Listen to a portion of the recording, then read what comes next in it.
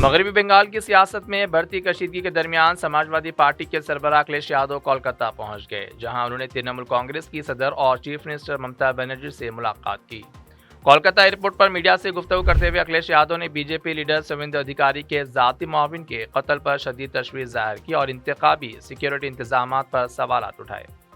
उन्होंने कहा कि जब किसी सियासी कायद के करीबी साथी की जान चली जाए, सियासी कारकुनों को निशाना बनाया जाए और तृणमूल कांग्रेस के दफातर पर हमले करके उन्हें नजरअंदाज किया जाए, तो सबसे बड़ा सवाल ये पैदा होता है कि रियासत में अमन व अमान बरकरार रखने की जिम्मेदारी किसकी है। अखिलेश यादव ने इलेक्शन कमीशन और मरकजी वजारत दाखिला को तनकीद का निशाना बनाते हुए कहा कि इंतखाबात के दौरान दावा किया गया था कि लाखों मरकजी सिक्योरिटी अहदेदार तैनात किए गए हैं। उनके मुताबिक कहा गया था कि 3 लाख से ज्यादा मरकजी फोर्सेस मगरबी बंगाल भेजी गई थी और एक मुतवाजी सिक्योरिटी निज़ाम कायम किया गया था। उन्होंने मजीद कहा कि इत्तलात के मुताबिक बड़ी तादाद में सिक्योरिटी अहदेदार उत्तर प्रदेश और बिहार से मगरबी बंगाल लाए गए थे, जबकि सरहदी इलाकों से फोर्सेस को हटाकर इंतखाबी ड्यूटी पर तैनात किया गया था।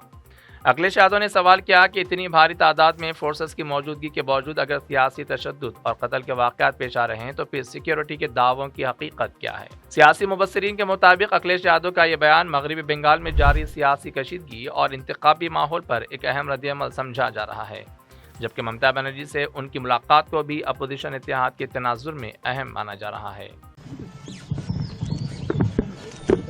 ये शायद तस्वीर आपने सबने देखी होगी, ये तस्वीर तो देखी होगी आपने। इससे ज्यादा भयानक काम यहां हुआ है। अगर बुलेट्स के डरा करके वोट डाला जाएगा तो कौन जीतेगा? आप बुलेट से डरा रहे हैं वोट के लिए, और इलेक्शन कमीशन निष्पक्ष नहीं है, बीजेपी के सारे पे काम कर रहा है। जब बाई इलेक्शन उत्तर प्रदेश का हुआ था, मैं लोकसभा में अपने सभी मेंबर्स को लेकर के कफन लेकर के गए थे हमारे सांसद, और इसलिए लेके गए थे कि स्पीकर को दे दें जिससे कि इलेक्शन कमीशन तक ये चला जाए, क्योंकि हम लोगों ने कहा कि इलेक्शन कमीशन ही मर गया है। और ये बात हम यूं ही नहीं कहते थे ये तो पहली तस्वीर है।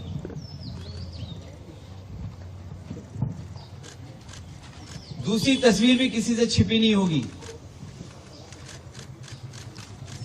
ये दूसरी तस्वीर भी नहीं छिपी होगी किसी से।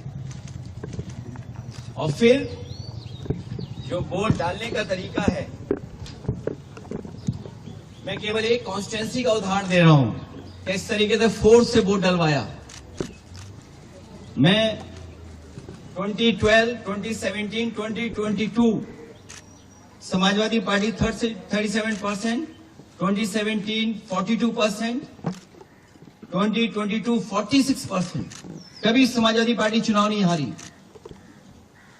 और बीजेपी 29%, 37%, 30%। और जब सेंट्रल फोर्स और फोर्स के साथ जब उन्होंने चुनाव डलवाया, अंदर किसी भी एजेंट को नहीं रुकने दिया।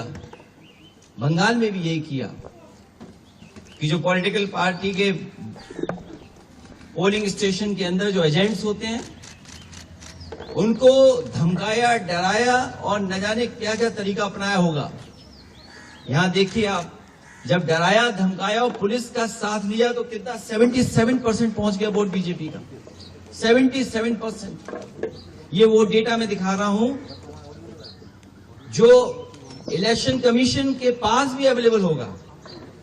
ये तो पूरे इलेक्शन की प्रक्रिया ही बदल दी इन्होंने।